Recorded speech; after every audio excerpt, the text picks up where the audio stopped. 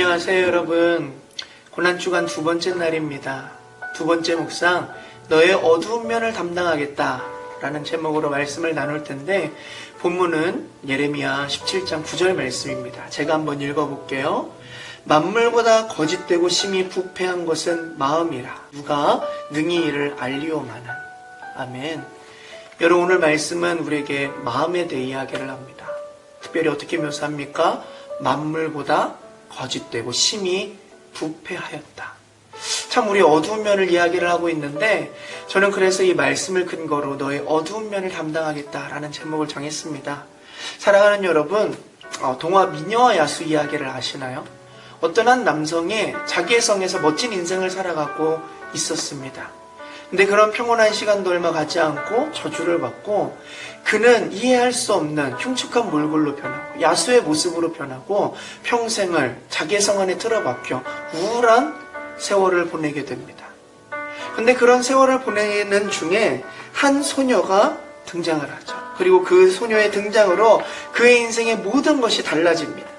그녀와 사랑에 빠지고 그녀의 사랑을 힘있게 되고, 결국 어떻게 됩니까? 그 사랑의 힘이 그를 변화시키는 것이죠. 온전한 모습을 되찾을 수 있도록 도와주더라라는 겁니다. 근데 여러분, 저는 이 동화를 보면서 좀 문득 이런 생각이 들었습니다. 만약 소녀가 그 앞에 나타나지 않았더라면, 혹은 소녀가 야수를 거들떠보지 않았더라면 이 이야기는 어떻게 되었을까? 여러분, 거들떠보지 않는다 하여서 누군들 이 소녀를 탓할 수 있겠습니까? 무관심하다고 하여 이 소녀에게 사람들이 비난할 수 있겠습니까? 하지만 그녀는 야수에게 관심을 가졌습니다. 사랑했습니다. 그리고 그녀의 사랑을 받은 야수는 결국 스스로 아름다운 모습을 되찾을 수 있었다라는 겁니다. 여러분, 우리 각자 안에도 야수의 모습이 있습니다. 남에게 들키기 싫은 흉측한 야수의 이 악한 근성이 순간순간 우리의 생각과 마음을 지배하려고 합니다.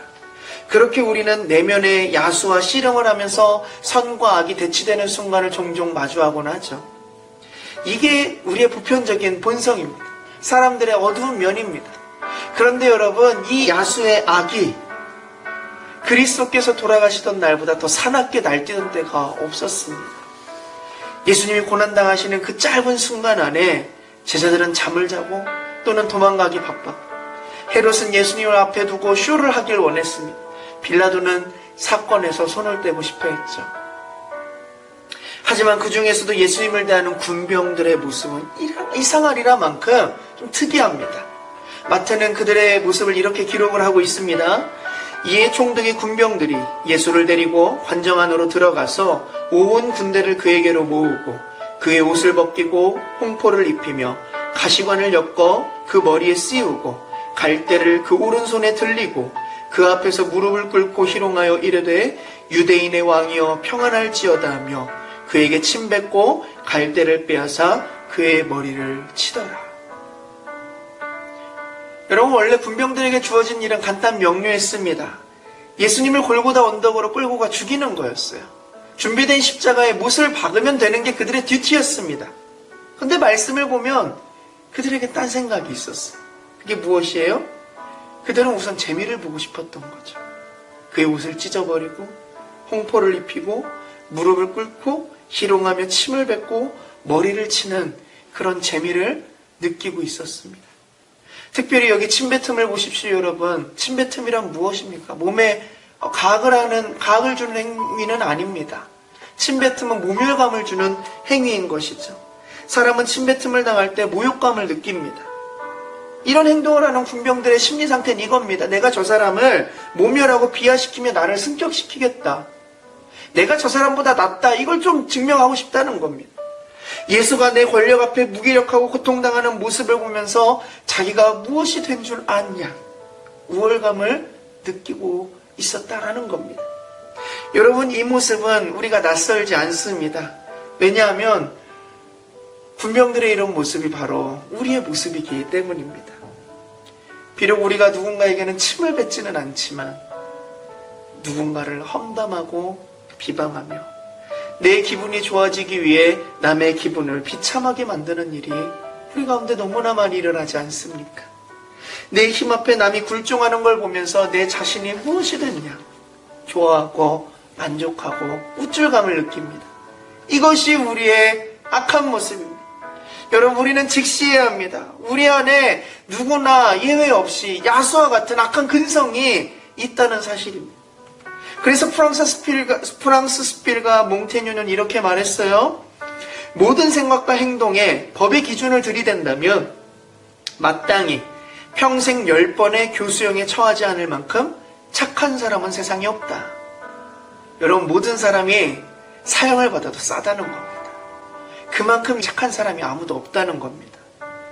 이게 우리 모두 야수의 면을 지닌 것이죠. 그렇습니다, 여러분. 성경 말씀처럼 만물보다 거짓되고 심히 부패한 게 우리의 마음이고 우리의 모습입니다. 우리는 문제가 있고 우리는 죄인이며 그 죄의 값은 결국 사망이더라라는 겁니다. 그런데 여러분, 전혀 바람직하지 않은 그 군병들의 모습을 예수님은 어떻게 하십니까? 감싸시고 그리고 그 모든 것들을 안고 십자가로 가져가신다라는 거예요. 분명 여러분, 그는 다른 제스처를 취할 수도 있었어요. 다른 행동을 하실 수 있었습니다. 하지만 그는 어떤 이유에선지 침을 택하셨어요. 더러움을 견디셨어요. 그리고 그 모든 걸 감싸 안고 십자가로 올라가셨습니다. 왜 그랬을까요? 예수님이 왜 그런 무모한 행동을 하셨을까요? 예수님이 왜 그런 모든 걸 그냥 견디시며 그렇게 참고 가셨을까요? 바로 여러분, 결국 소녀 안에서 변화될 야수를 보고 계셨기 때문이 아닐까요?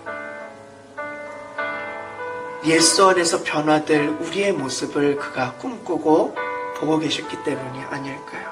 결국 우리의 아름다운 얼굴을 되찾아주기 위해 죄 없는 그분이 야수의 얼굴을 입고 십자가로 가셨고요. 우리의 아름다운 모습을 되찾아주기 위해 그분은 스스로 저주의 자리로 앉으셨습니다. 여러분, 오늘 우리 이 말씀을 생각하면서 우리의 어두운 면을 안고 가신 그 예수님을 묵상하면서 주님의 은혜와 평화를 누리는 오늘 하루가 되시기를 주님의 이름으로 축복합니다.